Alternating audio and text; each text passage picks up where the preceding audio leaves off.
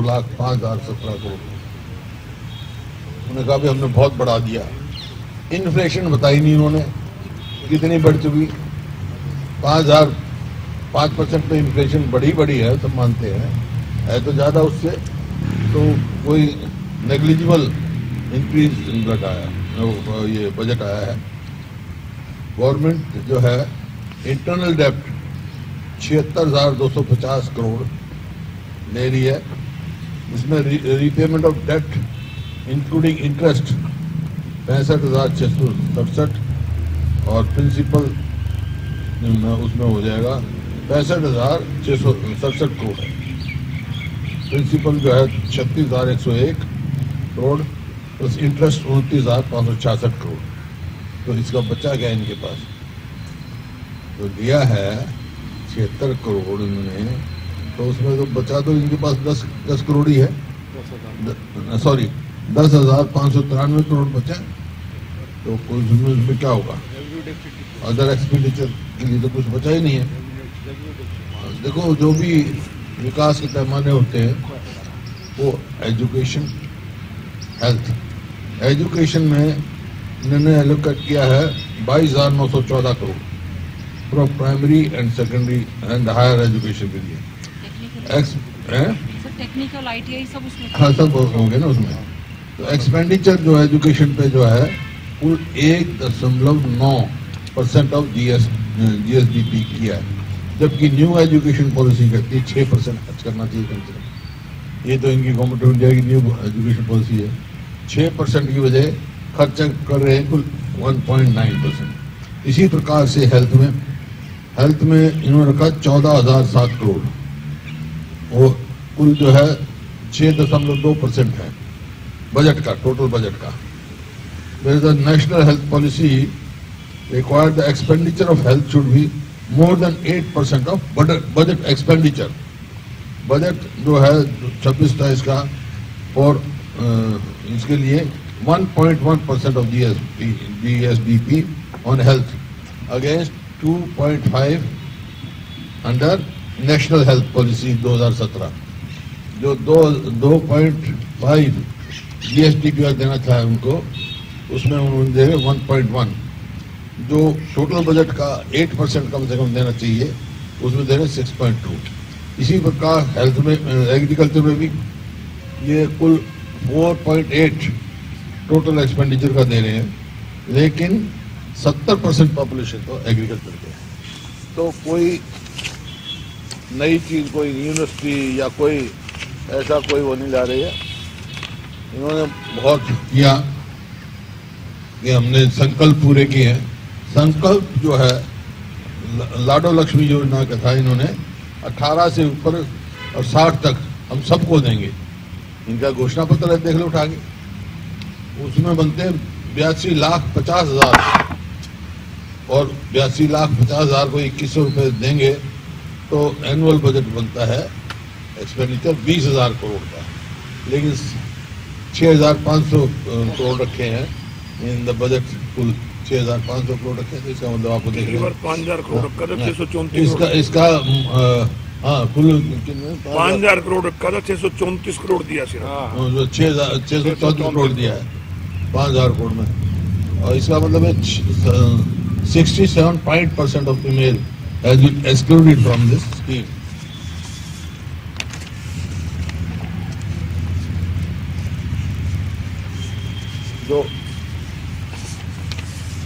जो चार, मैं हर बारी कहता हूँ 4 वाक की नीति पे चल रहे हैं। 4 वाक कहते थे कर्जा लो, घी पियो, मरने के बाद कोई नहीं पूछेगा। इंटरनल डेप्ट 3,91,435 करोड़ ने बताया 26-27 में। स्मॉल सेविंग का जो डेप्ट पड़ा है वो 50,000 करोड़ और पब्लिक सेक्टर एंटरप्राइजेस का 68,995 करोड़। 25-26 की स्पीच में कहा था इन्होंने, CM की स्पीच में था, इतना हमारा पब्लिक सेक्टर एंटरप्राइजेस का है।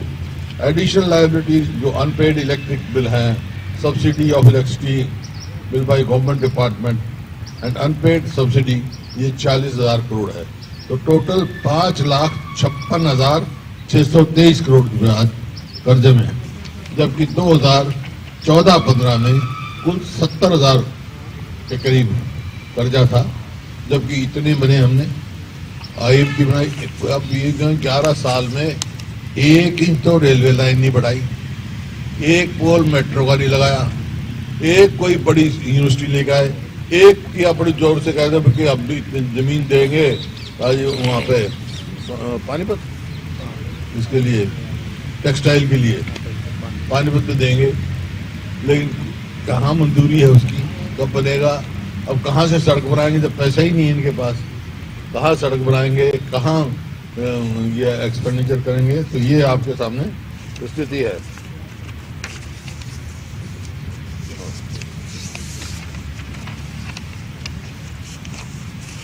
जो total repayment of loan and advances जो है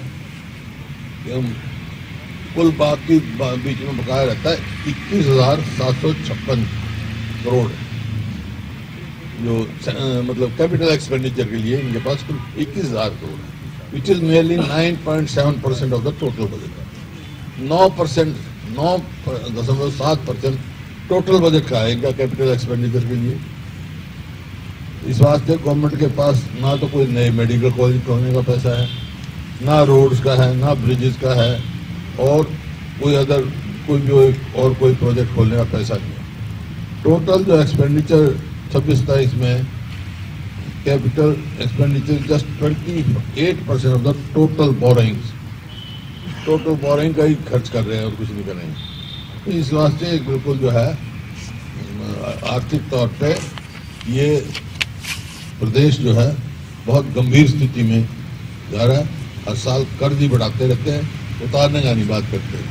बात करेंगे 2014-15 की। 2014-15 में देखो कर्ज कितना था, काम कितने हुए 2005 से पहले की नहीं बताते कितनी गुना हमने पर कैपिटा इनकम बढ़ाई। 2014-15 में तो पर कैपिटा इनकम के हिसाब से पूरे देश में नंबर 1 था हरियाणा, इन्वेस्टमेंट और एक्सपेंडिचर में, और इन्होंने कितने गुना बढ़ाई? हमने तो कई गुना बढ़ाई, इनके दो गुना भी नहीं बढ़ी 10 साल 11 साल में। तो ये विफल सरकार है। और ये जो कहते हैं ना, बहुत बड़ी बड़ी बातें कहते हैं हमारे यहाँ गाँव तक की बात है 2070 तक 2047 नहीं 14 पहले 14-15 की बात करते हैं, 2047 के बीच में बात ही नहीं करते। अब क्या कर रहे हैं? और फिर 2070 तक बात करेंगे। 2070 तक तो भाई ना तम न रहना ना हम न रहना। हमेशा इस्माइल का करते वो कह रहे हैं कि जरूरत के हिसाब से कर्ज लेना पड़ता है, उसको चुका भी दिया जाता है। इस तरीके कहाँ की चुकाया? बढ़ रहा है ना, कर्ज तो बढ़ रहा है भाई। करने के लिए पैसा नहीं। 29% पिछली बार 5,16,000 करोड़ था, अब 5.5 लाख क्रॉस कर रहे हैं। प्रति व्यक्ति आय का भी जिक्र किया मुख्यमंत्री ने कि 3 लाख समथिंग जो है वो प्रति व्यक्ति आय हरियाणा के। वही मैं आपको बता रहा था। आप देखो पहले 2014-15 में भी प्रति व्यक्ति आय पूरे नेशनल एवरेज से बहुत ज्यादा थी हमारी, लेकिन 2005 से पहले का पूछ लो ना, 2005 में क्या थी और कितने 4 गुना बढ़ाई हमने, इनने 2 गुना भी नहीं बढ़ाई। सरकार नदियों के पानी में अपना हिस्सा मांग रही है।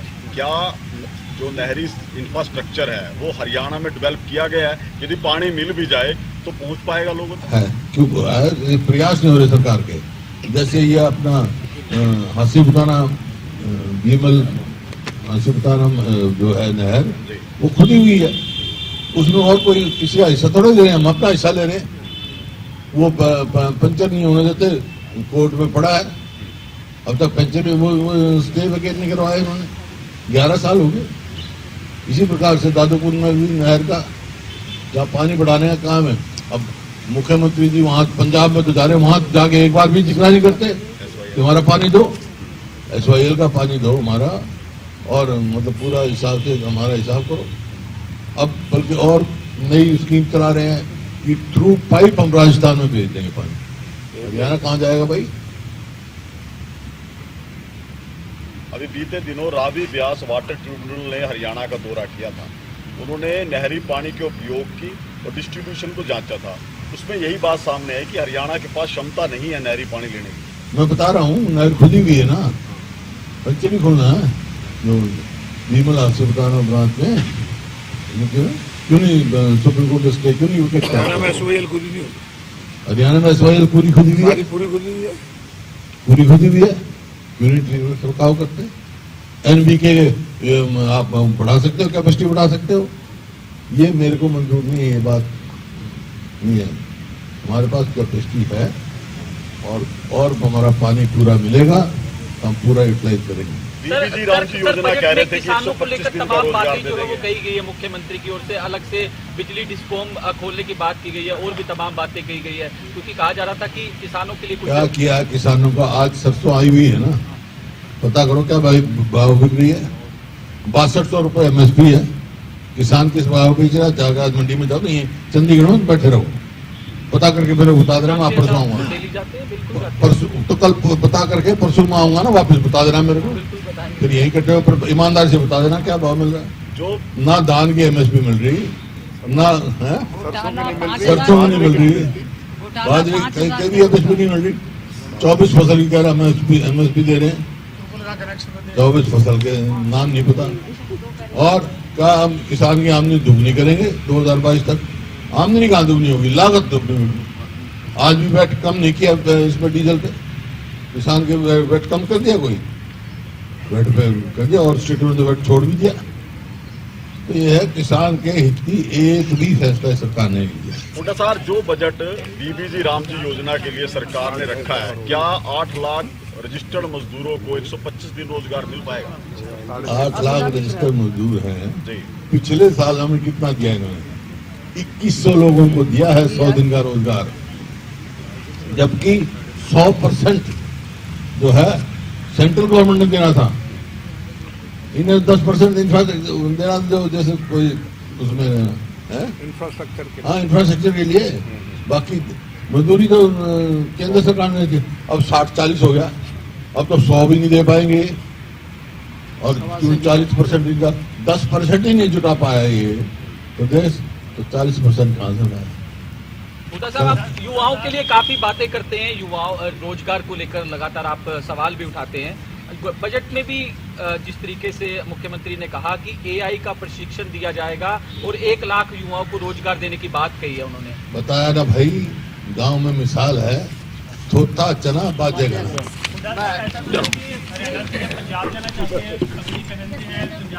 पंजाब चुनाव है।